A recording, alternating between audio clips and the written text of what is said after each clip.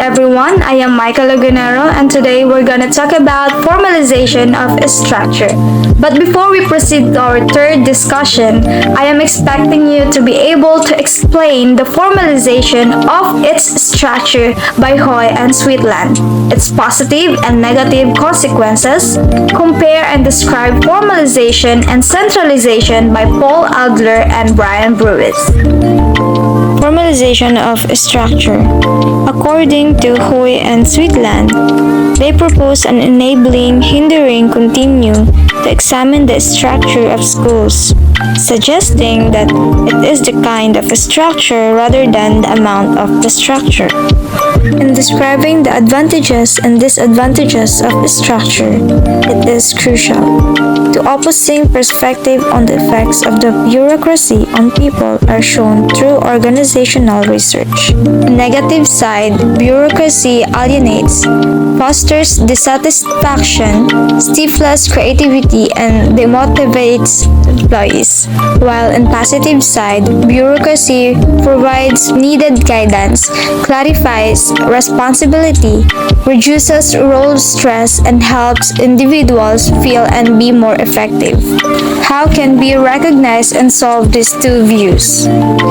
Paul Adler and Brian Bruitt in 1996 offered a possible solution as they interpret formalization, and they say that there is a close relationship between formalization and centralization. Formalization is a system of written rules, regulations, procedures, and instructions that enabling formalization and coercive formalization. In contrast, formalizing a system of process helps an employer cope with inescapable issues and efforts to get recalcitrant employees to comply. Centralization is the hierarchy of authority that enabling centralization and hindering centralization.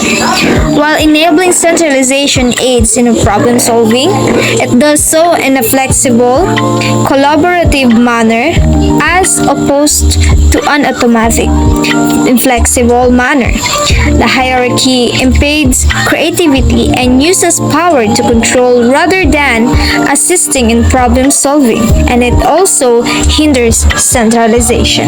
There are two kinds of formalization, the coercive and enabling. Coercive is a rigid set of procedures that punishes and attempts to force compliance, while enabling is a flexible set of best practices that enables one to deal more effectively with inevitable problems. So as you observe, you could easily identify the difference of the two types of school structures, where enabling is a positive ways, or you can make easy works to have a good progress, while hindering is a difficult ways which preventing progress. Overall, creating the foundation for a school's management and organization begins with an understanding of the structure of the organization.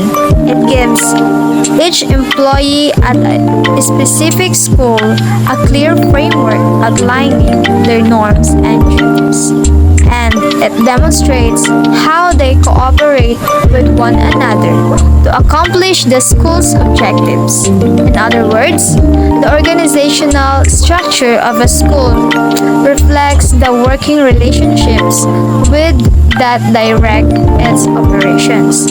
It has a significant impact on the formalization, centralization, and hierarchy aspects. This time, we're gonna talk about the fourth topic, which is the HenryMintzberg's coordinating mechanisms of structure. Who is HenryMintzberg? He was born in Canada, has spent virtually all his work life in that country. He studied mechanical engineer at McGill University. and after further study at MIT, returned to Canada in 1961 to take up an appointment with Canadian National Railways. Let us define what is coordination. Coordination is defined as action taken to bring various components of a complex activity or organization into harmonious or efficient relationship. Coordination can also be described in terms of mechanisms. Well-known set of mechanisms are, for example, proposed by March and Simon, 1958, Mintzberg, 1983, 1998. The last set of Mintzberg's mechanisms, which advocate reciprocal adjustment, direct supervision, and standardization of abilities, work procedures, outcomes, and standards, has a significant influence on organizational theory literature. Henry suggests the organization can be differentiated along three basic dimensions.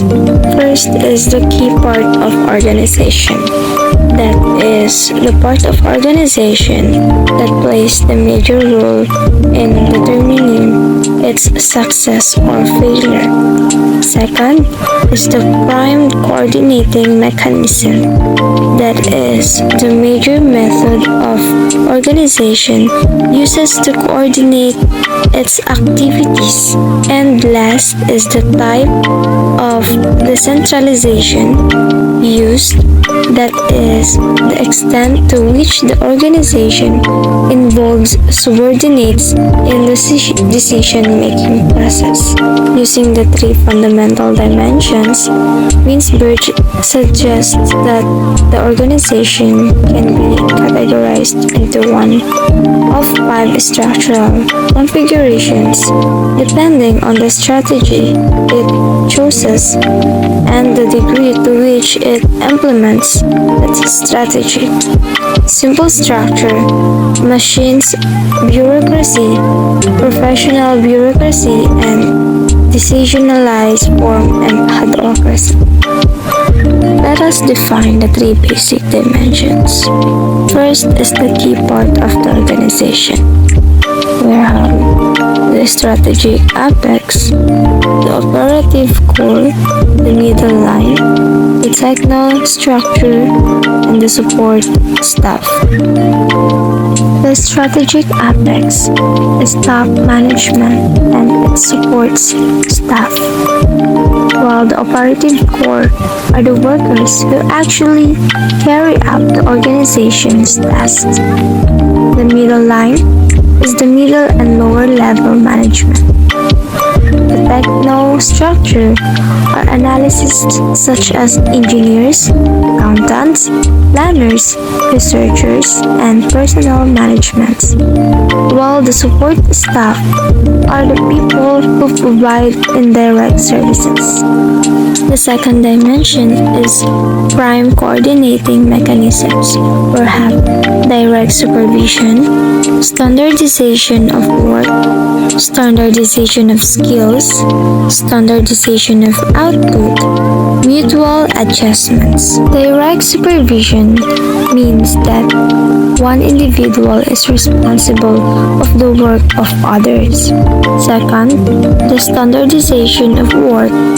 It is a process exists when the content of work is specified or programmed. The third, standardization of skills, that exists when the kind of training necessary to do the work is specified. The fourth is standardization of output, that exists when the results of the work are specified. Last, the mutual adjustment, that exists when work is coordinated in formal communication. And last dimension is the type of decentralization, or have vertical decentralization, horizontal decentralization, and selective decentralization. When we say vertical decentralization, it is the distribution of power down the chain of command or shared authority between subordinate and subordinates is any organization. While horizontal decentralization is the extent to which non-administrators, including staff, make decisions shared authority between line and staff. While selective decentralization, it is the extent to which decision-making power is delegated to different units within the organization. So that's all for today. Thank you.